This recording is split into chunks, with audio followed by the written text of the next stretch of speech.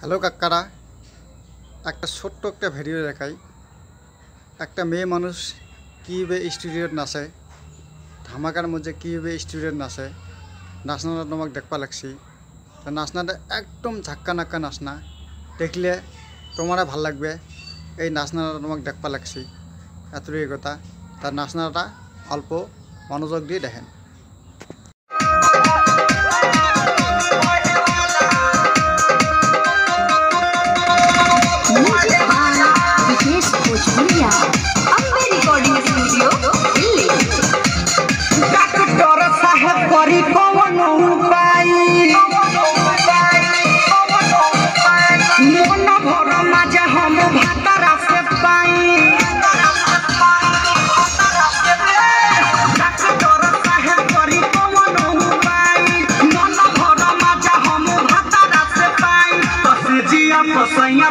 रोजे लड़े वाला सुई बेटी बढ़े वाला आधा आधा घंटा पोखेरु चढ़े वाला सुई बेटी बढ़े वाला सेजिया पोसैया संगे रोजे लड़े वाला बेटी दुनु बढ़े वाला बढ़े वाला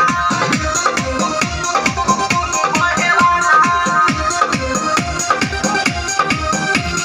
डीजे विकास लीगा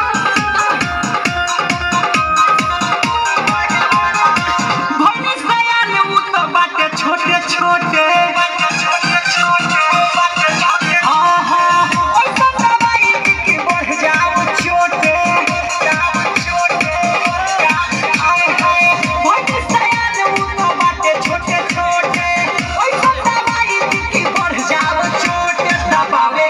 दुनू हाथ हवा में धरे वाला सुई बेटी बढ़े वाला आधा आधा घंटा पोखेरु चढ़े वाला सुई बेटी बढ़े वाला सेजिया पोसैया संगे रोजे लड़े वाला बेटी दुनू बढ़े वाला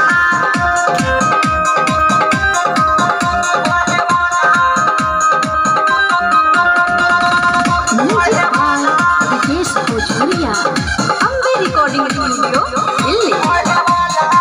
रोवे लगाई अब कौनो जतन हो